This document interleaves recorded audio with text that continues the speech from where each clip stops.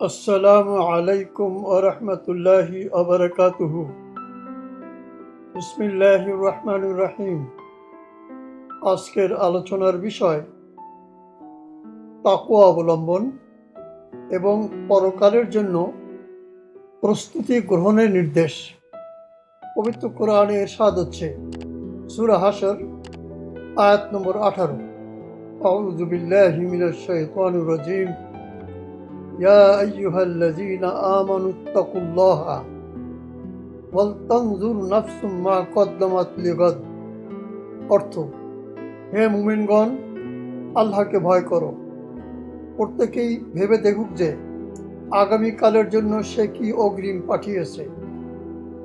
আল্লাহর পাকড়াও থেকে বাঁচার ব্যবস্থা করো, তার হুকুম পালন করো, তার সাথে শিরকি করো না, তার শাস্তি হতে পরিত্রাণ পাওয়ার ব্যবস্থা করো।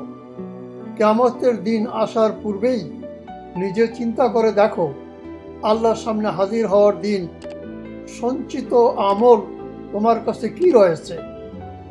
এই আয়াতের শেষাংশে আবার বলা হচ্ছে, আল্লাহকে ভয় করো, তোমরা যা করো আল্লাহ সে সম্পর্কে অবহিত।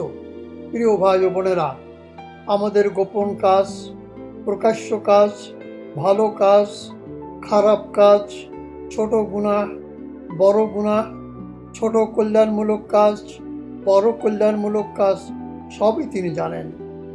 আসুন আমাদের ত্রুটির জন্য তাঁর কাছে ক্ষমা চাই এবং তাঁর পথে ফিরে আসি। আশা করা যায় তিনি আমাদেরকে শাস্তি দিবেন না। আমিন। আসসালামু আলাইকুম ওয়া রাহমাতুল্লাহি ওয়া বারাকাতুহু।